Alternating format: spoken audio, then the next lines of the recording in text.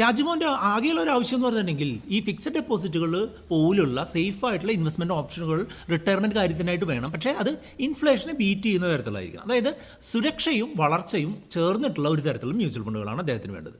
അതുകൊണ്ട് തന്നെയാണ് conservative hybrid ഫണ്ടുകളായിരിക്കാം അദ്ദേഹത്തിന് ഗുണകരമായിരിക്കുക എന്നുള്ളൊരു തീരുമാനത്തിൽ നമ്മൾ എത്തിച്ചത്. മിക്കവാറും ഈ കൺസർവേറ്റീവ് ഹൈബ്രിഡ് ഫണ്ടുകൾ 8 മുതൽ 10% വരെയൊക്കെ ആവറേജ് റിട്ടേൺ തന്ന് കണ്ടിട്ടുണ്ട്.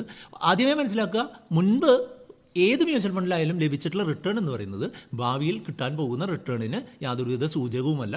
പക്ഷേ ഞാനൊരു കണക്ക് നിങ്ങളോട് പറഞ്ഞു തന്നു മാത്രം.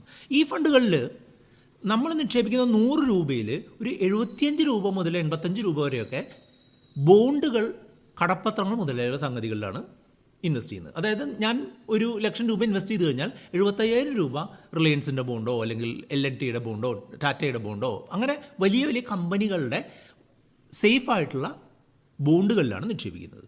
ബാക്കി ഒരു 15 മുതൽ 25% വരെ ഇക്വിറ്റി അധിഷ്ഠിതമായിട്ടുള്ള നിക്ഷേപങ്ങൾ, അതായത് സ്റ്റോക്കുകൾ അല്ലെങ്കിൽ ETF പോലുള്ള താരതമ്യേന സേഫായിട്ടുള്ള ലാർജ് ക്യാപ് ഓറിയൻറ്റഡ് ആയിട്ടുള്ള ഇൻവെസ്റ്റ്മെൻറ്റുകളിലാണ് നിക്ഷേപിക്കുന്നത്.